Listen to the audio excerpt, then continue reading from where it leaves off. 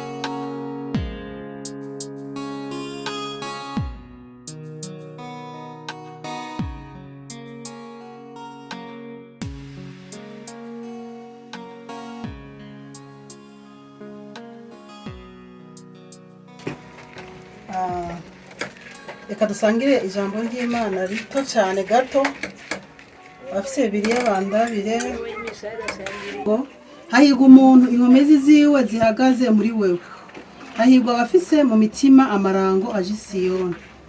Iyo baciye mu mwonga witwa marira bawuhindura ahantu h'amariba, mbere imvura y'intasuro iwambika imigisha.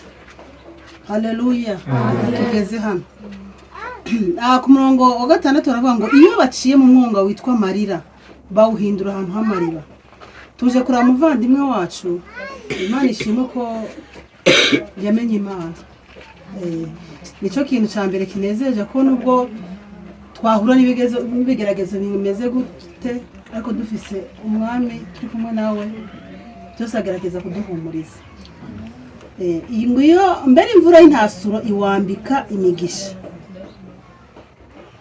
Ibibazo ni byinshi pe mama babu cyangwa turabizi, naje muturanye ndabizi ndanabibona, ariko Imana ishimwe ko Imana yagukomeje.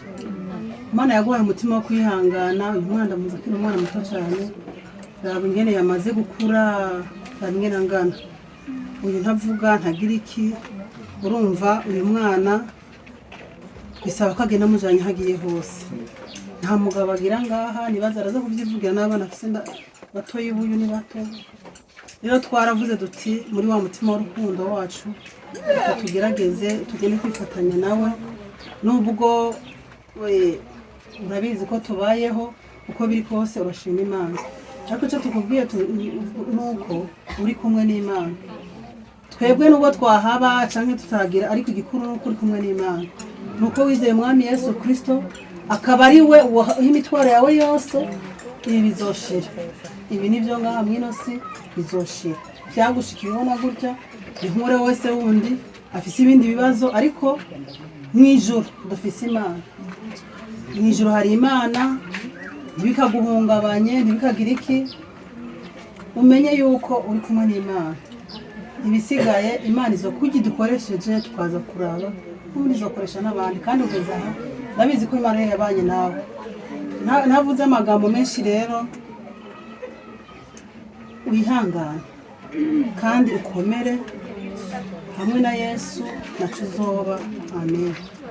Hanyuma turasaba ko, sinzi ko hari akajambo uri buvuge, ko dufise ahandi hantu turi kugenda. ngo reka tugushime wamana we, urukundo rwawe rurasosa. Hariho benshi bamaze gupfa, ngariko tweho turi bazima. Reka tugushime wamana we, urukundo rwawe rurasosa. Hariho benshi bamaze gupfa, ariko tweho turi bazima. Haleluya, haleluya, haleluya.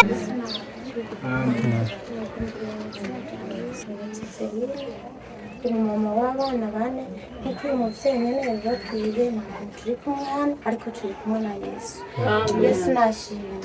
Muri ivyo rero ndashimira Imana by'umwihariko, ni ukuri ntihabwe icyubahiro, kuko ni ubuntu yatugiriye kugira ngo hano mu nkambi hari inzu nyinshi, ariko kuba mwahisemo yuko mwinjira hano hantu ni ubuntu bw'Imana. Yesu nashimye. Imana ibahumugishe. Umwana wanjye rero nta kintu na kimwe avuga, no kurya ajya atoranya ntarya ibintu byose